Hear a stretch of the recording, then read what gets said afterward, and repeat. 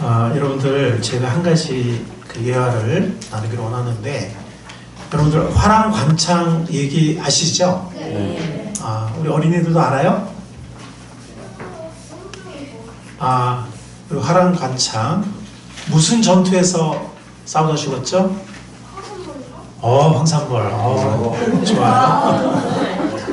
네, 황산벌 전투에서 싸우다 죽었습니다. 여러분들 그 백제가 나당 연합군이 백제를 고구려를 공격하는 듯 하면서 속임수를 쓰고 백제를 나당 연합군이 갑자기 공격을 하게 되는데, 백제는 자만하고 있다. 의자왕이 그전에는 신라와 연승을 했어요. 이 의자왕이 계속 이겼습니다. 그래서 자만하고 있었고 고구려를 먼저 칠 줄 알고 그러고 있다가 갑자기 이제 정말 위기에 빠지죠.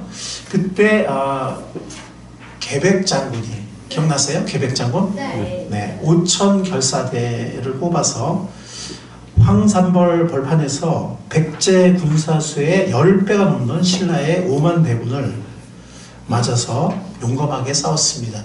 4번을 물리쳤어요. 4번을. 이때 신라 장군의 아들 화랑관창이 적진의 용망에 뛰어들어서 싸우다가 잡혔죠. 근데 보니까 너무 어린 거예요. 네, 그래서 계백장군이 깜짝 놀라서 그냥 살려서 돌려보내는데 다시 또 쳐들어오죠. 그 화랑관창이. 그래서 그때는 잡아서 목을 뺍니다. 그래서 신라 진영으로 돌려보내죠. 예. 그 어린 소년의 그 목베인 모습을 보고 신라군이 신길전에서 분기탱천에서 백제군을 공격해서 황산벌 전투를 신라군의 승리로 매듭 지었다고 합니다. 우리가 잘 알고 있는 화랑관창의 이야기죠, 그죠? 자, 그런데 이 이야기가 역사적 사실일까요? 네. 이게 어디에 나오는 얘기냐면 삼국사기에 나오는 얘기입니다. 근데 삼국사기에 보면 삼국사기 저자가 이런 일이 있었다고 직접 기록한 것이 아니라 화랑색이라는 그 기록에 의존해서 그런 일이 있었다, 이렇게 기록을 하고 있다고 합니다. 그런데 그 화랑색이라는 삼국사기는 지금 남아있죠. 그죠? 그 필사본이 있어서 그걸 번역해서 한글로도 출판되어 있고, 물론 뭐 삼국사기 자체가 한글이긴 하지만 이제 고체니까 이제 요즘 한글로 출판되어 있지만 화랑세기는 지금 존재하지 않아요. 예. 그래서 그 필사본 진본이 없습니다.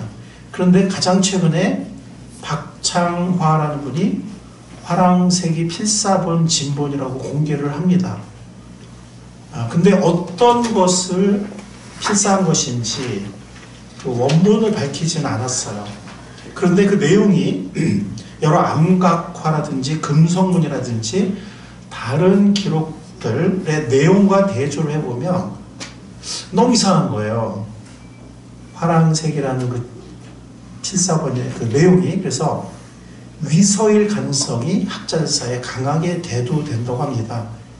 그래서 현재로서는 화랑색이라는 이 기록이 과연 존재했는지, 존재했다면 그 화랑색이라는 그 내용이 믿을 만한, 뭐 지금 없으니까 우리가 읽어볼 수가 없잖아요. 지금 필사본이라고 하는 그 어떤 분이 한 거는 그 사람이 그냥 창작물이야, 위서야, 이런 학자들이 그런 강하게 지금 대두되고 있어서, 그래서 화랑색이라는 기록이 과연 존재했는지, 존재했다면 그 믿을 만한 역사적인 기록물이었는지 아무도 확신할 수 없는 그런 형편인 것 같습니다. 사실 저도 학교 다닐 때 우리 어린이들처럼 화랑관창 얘기를 듣고 깊은 감명을 받았어요. 그래서 저도 나도 화랑관창처럼 뭐 죽진 않더라도 정말 저런 기계 있고 용기 있는 사람이 되어야지, 라고 그런 생각도 했었습니다. 그러나 화랑관창이라는 사람이 과연 역사적으로 실존했는지, 실존했을 수는 있는데 그것이 우리가 알고 있는 화랑관창 그 이야기 그런 모습이었는지, 그 역사적으로 맞는 이야기인지는, 아니면 그것이 어떤 신라의 정복을 미화하기 위해서 그랬던 것인지, 아니면 실제로 어떤 젊은 화랑이 여러 번의 전투에 죽었는데 영웅이 필요해서 그런 이야기를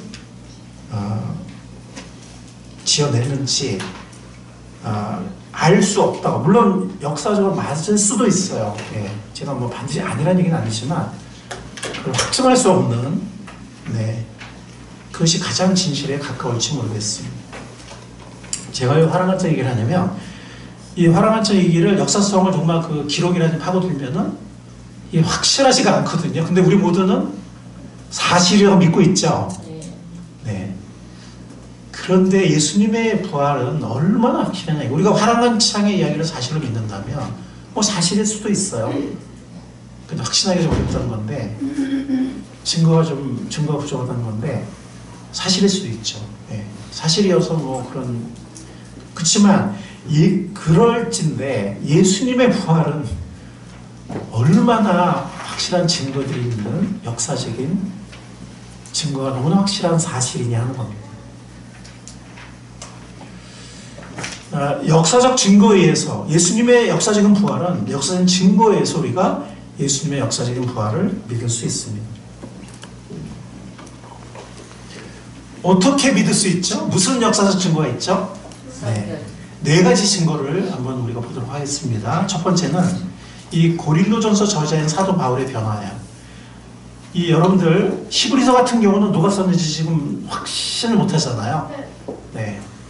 뭐 어린이들도 막 알아요. 히브리서 저자가 확실히 나타나는 거구나.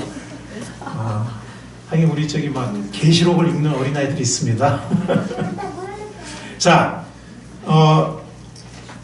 그렇지만 고린도 전서가 사도 바울 전서를 사도 썼다는 것은 그 어떤 학자도 의심하지 않아요. 네. 이거 너무 확실해요. 그런데 그 사도 바울이라는 사람이 어떤 사람입니까? 그 전에 이름은 뭐였죠? 사울이라는 사람이었어요. 우리 저기 어른들 열심히 성경 읽어야 돼요. 네. 네, 오늘 우리 저기 큐티 아침 말씀 묵상하다 보면 그런 게 나왔잖아요. 마가복음을 1시간 10분이면 통독할 수 있다. 16장. 1시간 10분 동안 드라마 너무 보지 마시고 1시간 10분을 투자해서 마가복음 통독 한번 해보시기 바랍니다. 아멘. 우리 어른들 좀 열심히 좀, 그죠? 예, 선배로서 열심히 성경 읽고 공부하고 했으면 좋겠습니다. 자, 그런데 이 사울, 사도 바울의 옛날 이름은 사울이었는데 어떤 사람이었어요? 조용히? 그 예수님을 하나님 믿는 사람, 예수님 믿는 사람을 막 싫어하고 막 어디다 잡아놓았어요? 감옥에 막 잡아놓고. 그럼 박수 한번 쳐줍시다. 네, 우리 어린이들 대단해요. 예. 그래서 다마스커스라는, 지금 다마스커스 시리아 다마스커스 수도죠. 성경에는 다메섹이라고 이제 그렇게 음역이 되어 있는데, 그 다마스커스까지 가서 예루살렘에서 잡아 감옥에 넣는 것도 부족해서 거기도 그리스도에 있다고 하니까 거기까지 가서 막 그리스도인들 잡으러 가다가 길에서 기적적인 환상 중에 예수님을 만나서 고꾸라지잖아요. 눈이 멀고 예수님을 만나게 되고 돌변하죠. 예, 천지개벽할 일이 일어나요. 그 예수님을 그렇게 싫어하고 크리스천들을 그렇게 미워하고 잡아넘기고 했던 그 사람이, 그리고 스데반의 순교, 7 집사 중에 하나였던 그 귀한 분, 스데반의 순교 때 그 모든 돌던진 자들의 옷을 맡아놓고 증인이 되었던 그 사울, 악독한 사울, 그가 돌변해서 그 다메섹 성에 아나니아가 가서 이렇게 기도의 눈을 뜨잖아요.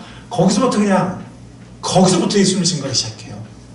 그래서 그 다메섹에 있는 다마스커스에 있는 유대인들이 너무 화가 나가지고 잡아 죽이려고 그래가지고 성벽으로 탈출하고 막 이러잖아요. 그때부터 사람이 돌변해서, 왜냐면 부활하신 예수를 만났기 때문에 평생 주님의 사도가 되고, 결국에는 그 부활에 예수님 여러분 복음은요, 십자가 죽음만이 복음이 아니에요. 그건 반쪽이에요. 예수님의 부활까지 전하는 게 복음입니다. 아멘. 예수님의 십자가 죽음과 부활을 증거하다가 결국 순교까지 당하는 그런 사람이 됐죠. 예수님 만나지 않았더면 그게 가능할까요? 역사적 증거입니다. 두 두 번째 증거는 고린도서 15장이 나오죠. 여러분 오늘 본문 말씀이죠, 그죠?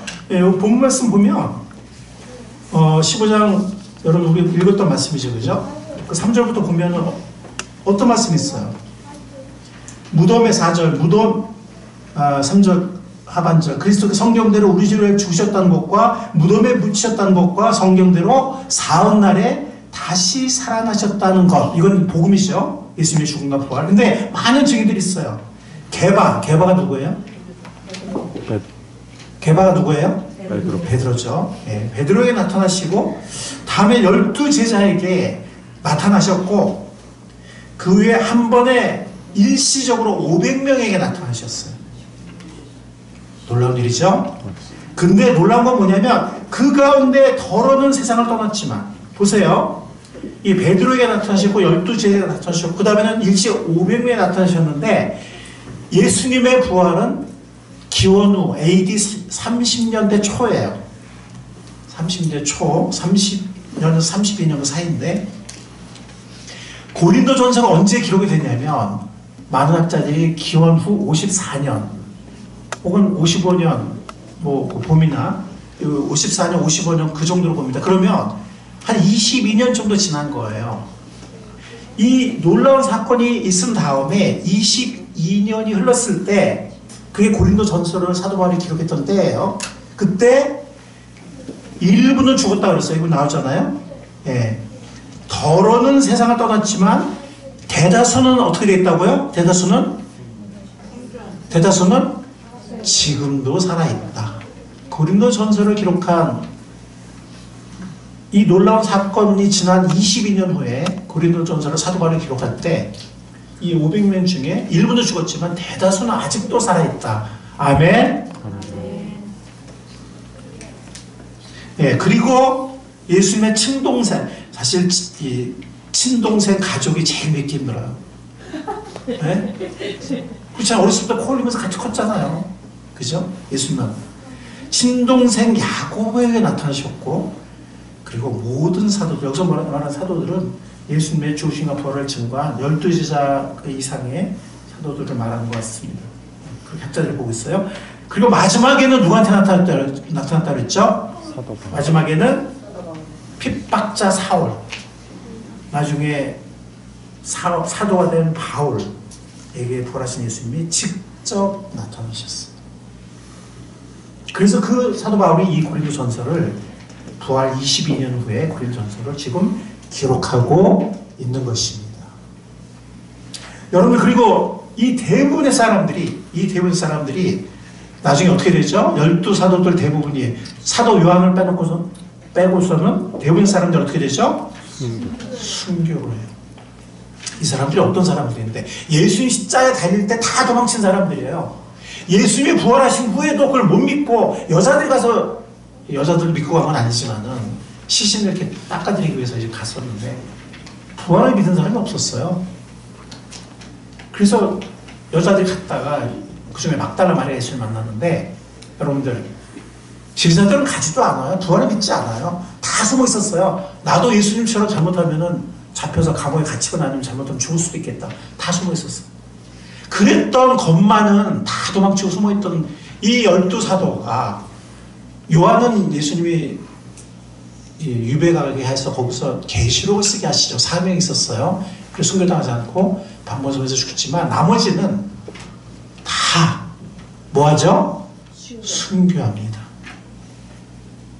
부활하신 예수님을 만났기 때문에 그렇게 했다고 믿습니다. 아멘. 그 전에 다 도망가고 다 숨어있던 사람들이 부활하신 예수님을 만났기 때문에 그들은 다 그것을 예수님의 십자가 죽음과 부활을 증거하다가 순교자들이 됩니다.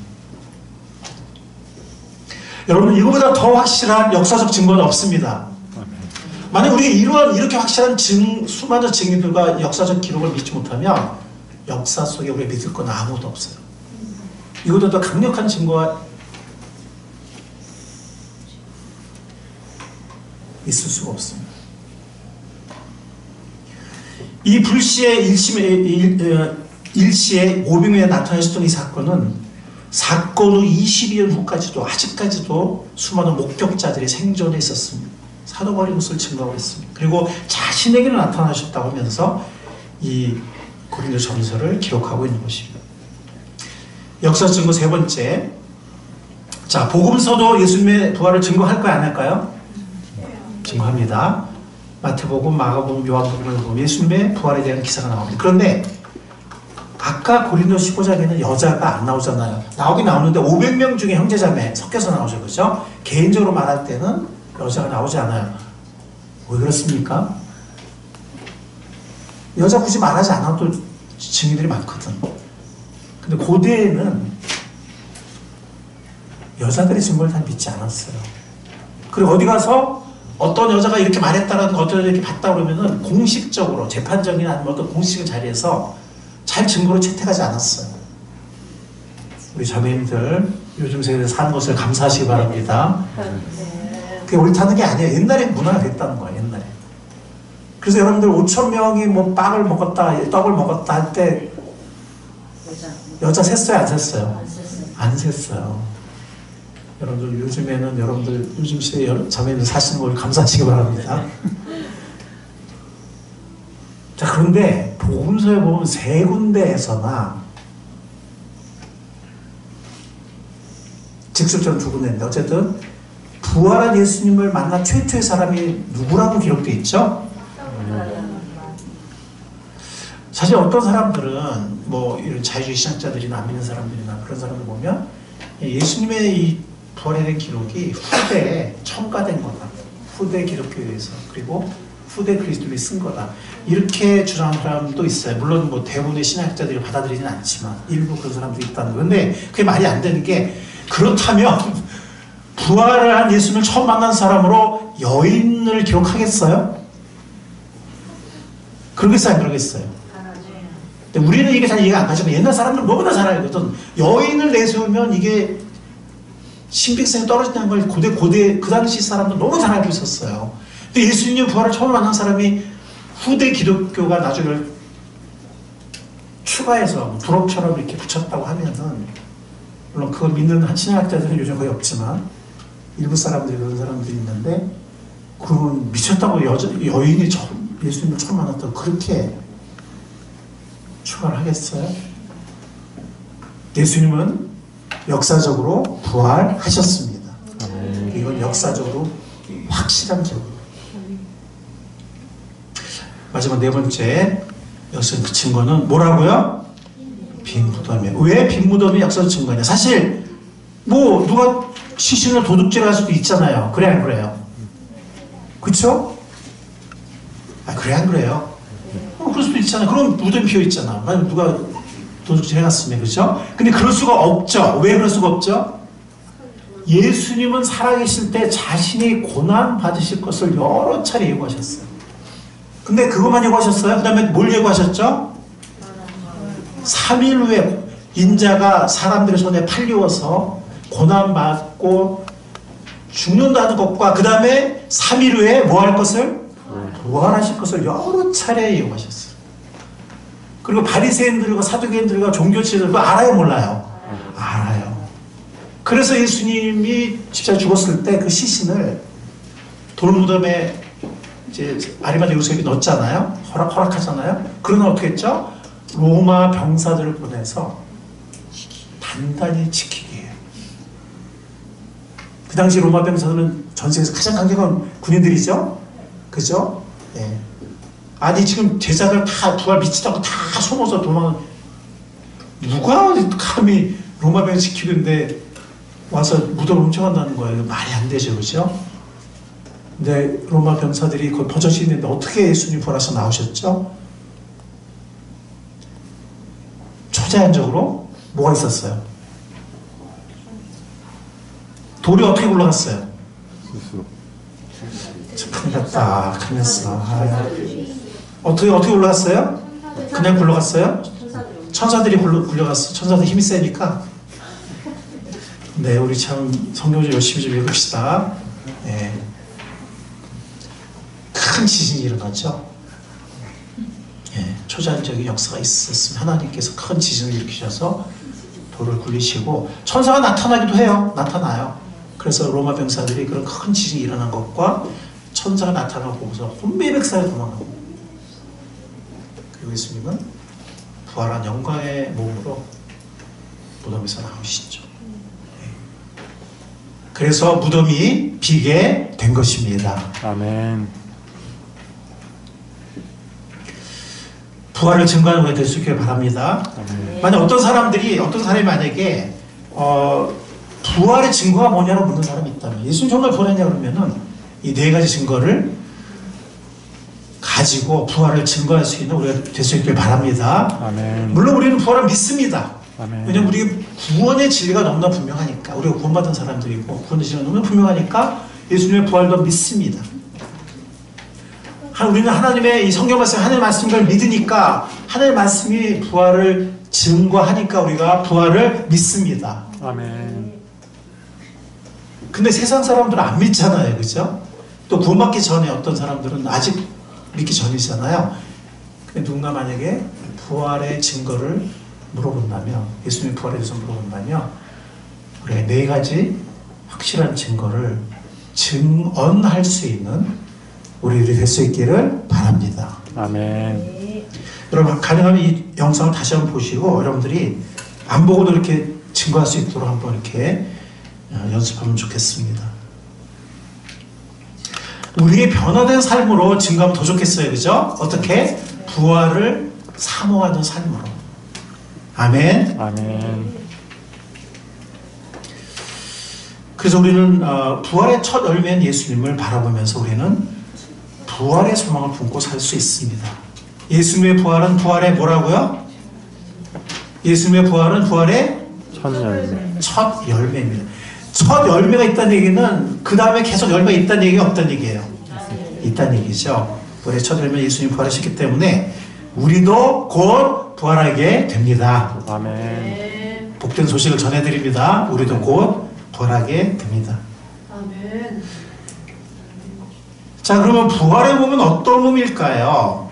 여러분들 오늘 본 말씀 같은 고린도전서예요. 고린도전서가 부활장이라고 그러죠? 15장.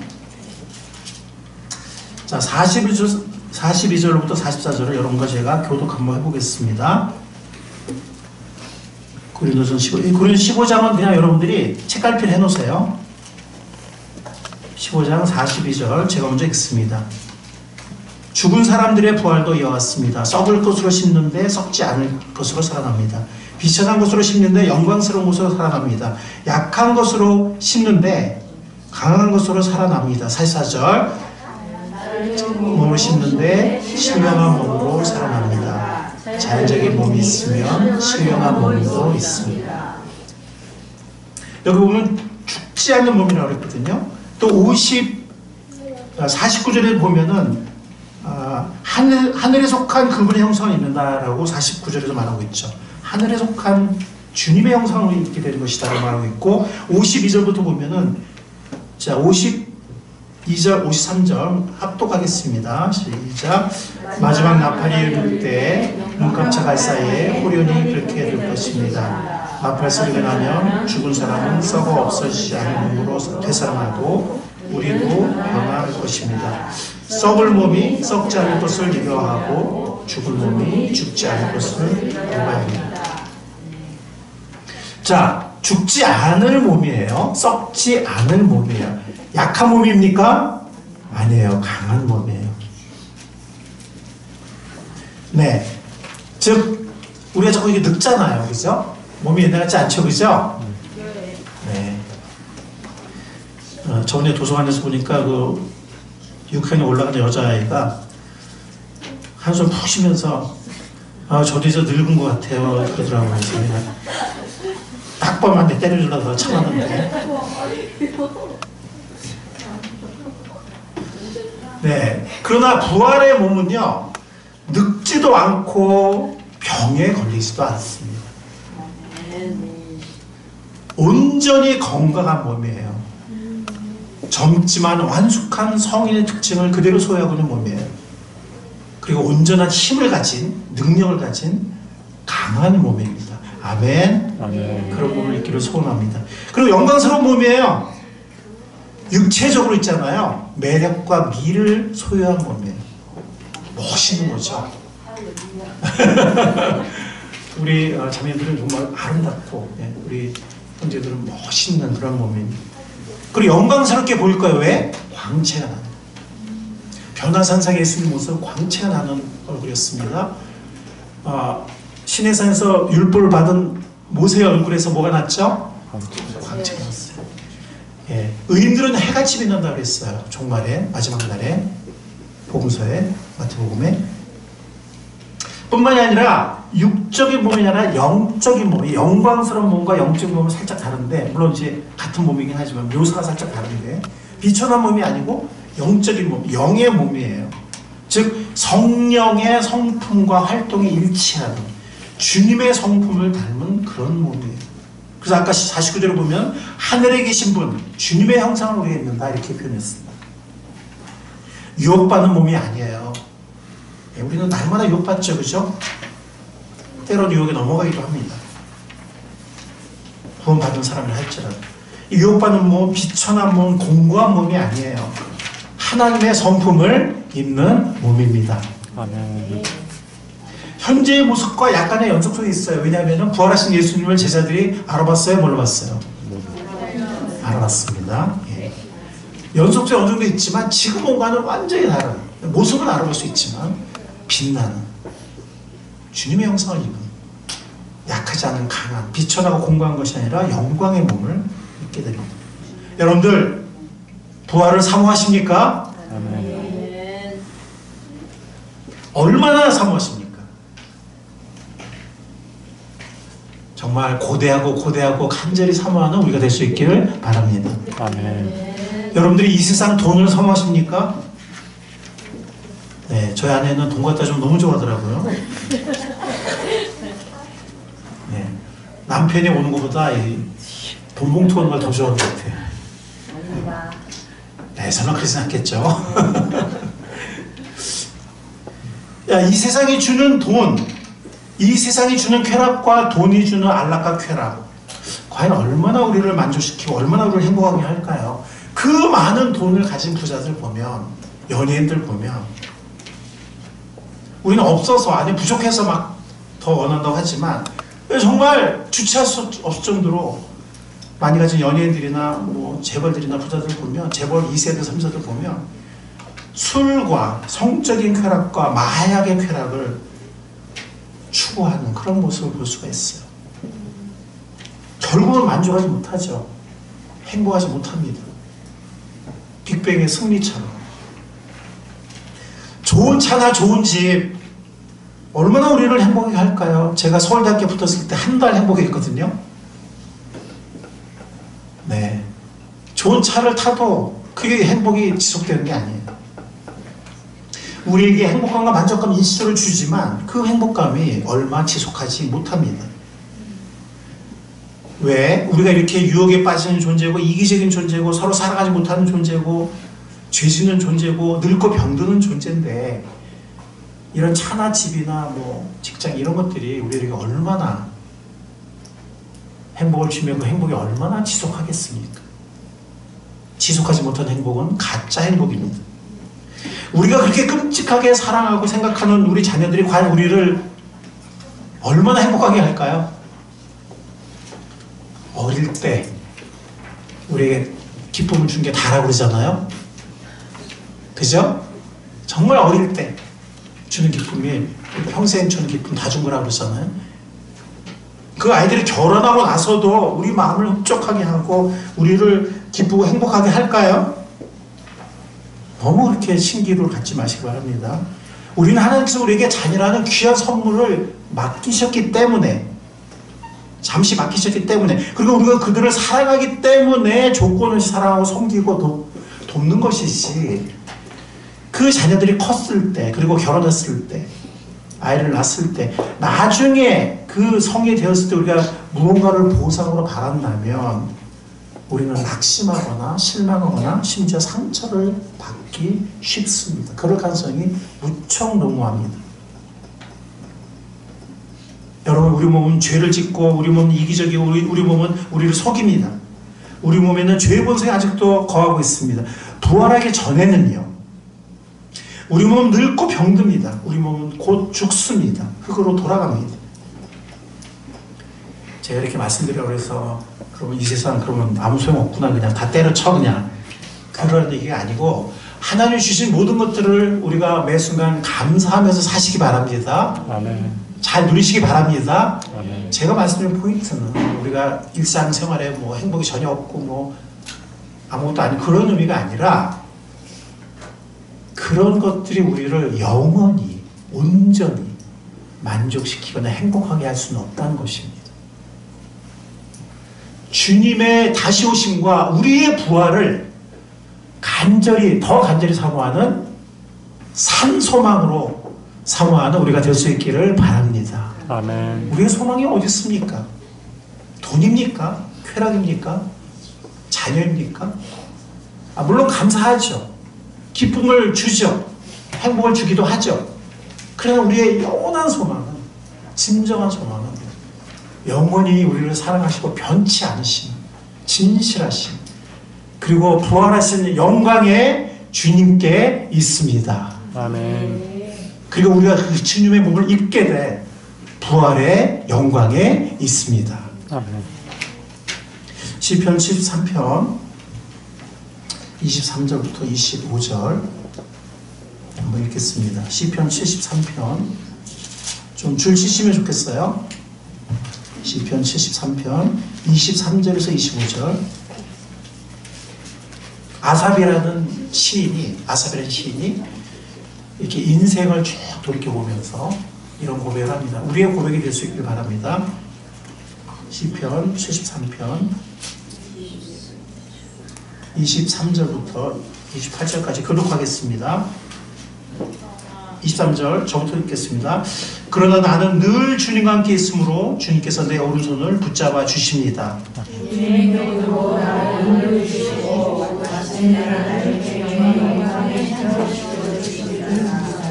내가 주님과 함께하니 하늘로 가더라도 내게 주님밖에 누가 더 있겠습니까? 땅에서라도 내가 무엇을 더 바라겠습니까?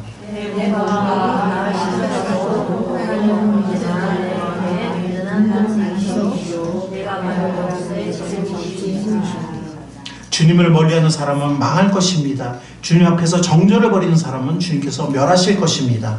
하나님께 가까이 있는 것이 나에게 복이니 내가 주 하나님을 나의 피난처로 삼고 주께서 이루신 모든 일을 전파하렵니다. 주님께서 우리에게 많은 어떤 감사할 일들, 기쁨, 행복 주십니다.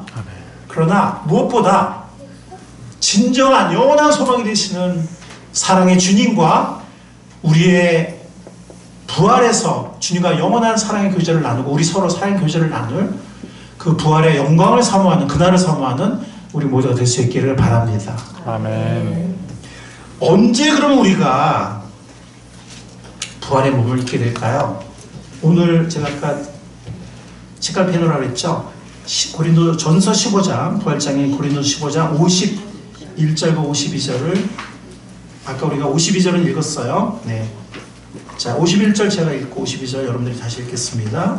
15장 51절 보십시오. 내가 여러분에게 비밀을 하나 말씀드리겠습니다. 우리가 다 잠들 것이 아니라 다 변화할 터인데 나팔이 울릴 때 눈 깜빡할 사이에 우연히 그렇게 될 것입니다. 나팔 소리가 나면 죽은 사람은 썩어 없어지지 않은 몸으로 살아나고 우리는 변화할 것입니다. 여러분들 이 나팔 소리는 무슨 나팔 소리일까요? 네. 데살로니가전서 4장에 보면 거기 나팔 소리 나오는데 재림의 나팔 소리예요. 예수님의 재림의 나팔에서 울려 퍼지는 그날, 예수님이 다시 오신 그날에 우리 죽었던 사람들은 부활의 몸으로 일어나고 만약 그때 살아있는 사람들이 있다면 살아있는 그리스도인들이 있다면 그들은 부활의 몸으로 변화되어서 공중으로 끌어올림을 받아서 부활하신 예수님을 영광 중에 만나게 될 것입니다. 아멘. 예수님이 다시 오시는 그날이 부활의 날입니다. 죽어있든 살아있든 부활의 몸을 다시 덧입는 그날 영광을 우리가 지금 부분적으로 누리고 있지만 영광의 삶을 온전히 향유하게 될 그날 주님이 다시 오시는 그날, 부활의 그날을 간절히 사모하면서 사는 우리가 될 수 있기를 바랍니다. 아멘. 제가 여러분들에게 빌립보 3장 말씀을 읽어드리겠습니다. 그러나 우리의 시민권은 하늘에 있습니다. 그곳으로부터 우리는 구주로 오실 주 예수 그리스도를 기다리고 있습니다. 그분은 만물을 복종케 하실 수 있는 권능으로 우리의 비천한 몸을 변화시키셔서 자기의 영광스러운 몸과 같은 모습이 되게 하실 것입니다. 우리의 시민권이 어디 있다고요? 우리의 시민권은 하늘에 있습니다. 부활에 대한 확실한 믿음을 가지고 부활에 대한 산소망을 가지고 이 땅에 천국 시민권자로 살아가는 복된 우리의 삶이 우리 모두가 될 수 있기를 부활하신 주님의 이름으로 간절히 축원합니다. 아멘. 주님 감사합니다. 우리들에게 부활의 첫 열매가 되어주신 것을 감사합니다. 아멘. 주님이 다시 오실 그날이 언젠지 우리가 정확히 알지 못하지만 매우 가까운 것을 우리는 느끼고 있습니다. 주님 오시는 그날, 그 영광의 몸을 덧입는 그날, 부활의 그날을 앙망하며 사모하며 이 땅에 천국의 시민권자로 하나님의 자녀로 살아가는 복된 우리의 나은 인생길이 되게 하여 주옵소서. 아멘. 우리에게 부활의 소망이 되시고 부활하신 주님이 되어주신 예수님의 귀하신 이름으로 감사하며 기도하옵나이다. 아멘.